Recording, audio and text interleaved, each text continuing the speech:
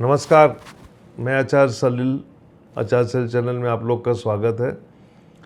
आपको ध्यान होगा कि पिछले 15 सालों में वेस्ट बंगाल में जितनी भी प्रेडिक्शन दी थी वो बिल्कुल 100% सही गई।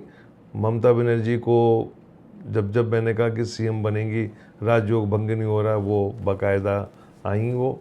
और अब बंगाल में फिर चुनाव होने जा रहा है। अक्सर लोग मुझसे कहते हैं कि आप जब पॉलिटिकल प्रेडिक्शन करते हैं तो आप बीजेपी का सपोर्ट नहीं करते। एक एस्ट्रोलॉजर का जो काम होता है वो कैलकुलेशन करने का होता है और सही बातों को सामने रखना। ममता बनर्जी के बारे में मैंने जितनी भी बातें बोली, चाहे वो लोकसभा के रही हों, चाहे वो राज्य के चुनाव में, वो बिल्कुल सही गई, क्योंकि एक्चुअल डेटा उनका जो एक ज़माने में मुझे दिया गया था उसमें करीबन 20-25 साल का एक रिसर्च रहा है। और ममता वापस चुनाव में 2 फेज में चुनाव हैं। पहला जो चुनाव होगा आपका 23 अप्रैल को है और दूसरा चुनाव जो है 29 अप्रैल को है। तो क्या ममता वापस आ रही हैं, ये बहुत बड़ा सवाल है और ख़ास तौर से बंगाल के मेरे जितने भी फॉलोअर्स हैं वो जानना चाहते हैं, बहुत रिक्वेस्ट कर रहे हैं, बहुत मेल और व्हाट्सएप के थ्रू। तो इसमें मैंने 4 कुंडलियाँ देख रहा हूँ मैं।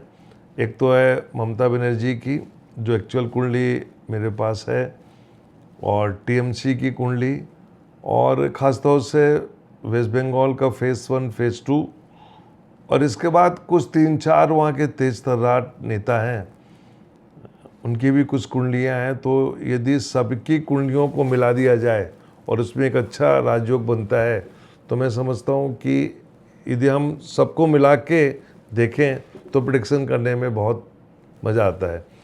अभी यहाँ पे मैंने बीजेपी की कोई कुंडली नहीं ली है, क्योंकि मैंने ये देखा कि ममता बनर्जी का राजयोग भंग नहीं हो रहा है। तो जब ममता बनर्जी का राजयोग भंग नहीं हो रहा है तो बाकी पार्टियों की कुंडली देखने का कोई मतलब नहीं है।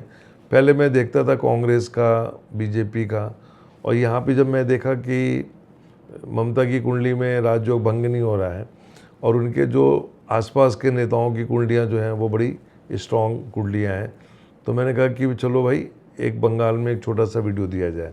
देखिए, जो पहला चुनाव है आपका 23 अप्रैल को, तो ये आपका वृष लग्न में शुरू हो रहा है और लग्न में शुक्र बैठा हुआ है। लग्न का शुक्र एक बली शुक्र है जो कि टीएमसी को सपोर्ट कर रहा है। और इसके बाद जब हम दूसरे फेज में जाते हैं तो यहाँ पे भी बली शुक्र है। पहले वहाँ 4 डिग्री का था, अभी 11 डिग्री का हो गया, तो अगेन स्ट्रॉन्ग हो गया। पहले फेज में जो इलेक्शन हो रहा है वो गुरु की महादशा में हो रहा है, और सेकंड फेज में जो इलेक्शन हो रहा है उसमें चंद्रमा की महादशा में हो रहा है। पहले फेज में काफ़ी जो सपोर्ट है, जनता जो है वो टीएमसी के फेवर में आएगी, सेकंड में थोड़ा सा कम होगा। और जब हम टीएमसी की कुंडली देखते हैं, टीएमसी का जो पार्टी बनी थी 1 जनवरी 1998 में, तो ये कुंडली जो थी मीन लग्न की कुंडली थी, और इस कुंडली में जो दशा है वो गुरु की महादशा में गुरु का अंतर और शनि का प्रत्यंतर है, और ट्रांजिट जो है वो बहुत बढ़िया बैठा हुआ है।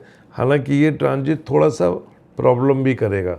राहु और गुरु का जो ट्रांजिट है वो इस कुंडली में सपोर्ट कर रहा है। क्या होगा?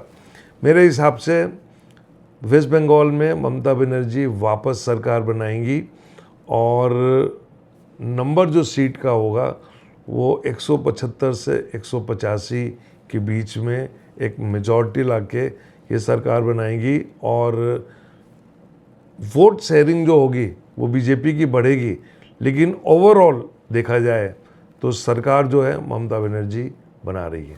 नमस्कार।